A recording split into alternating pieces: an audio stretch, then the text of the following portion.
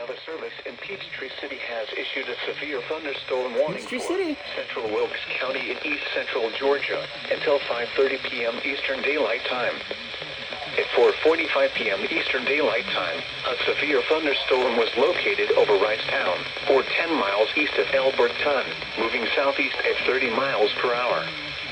Hazard, 60 miles per hour wind gusts and penny-size hail. Source, radar indicated.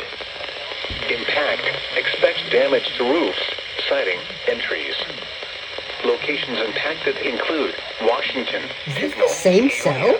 Fishing Creek Public Hunting Area, Delhi, Norman, Danburg, Beattivesville, and Floral Hill.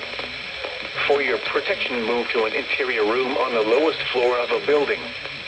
If you see wind damage, hail or flooding, wait until the storm has passed, and then call the National Weather Service toll-free at 1-866-7-634-466 or tweet us your report at NWS Atlanta.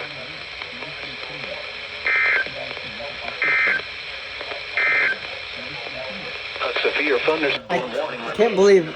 If that's the same cell, that's insane. Because it's been going on for like, what, 1 or 2 hours now?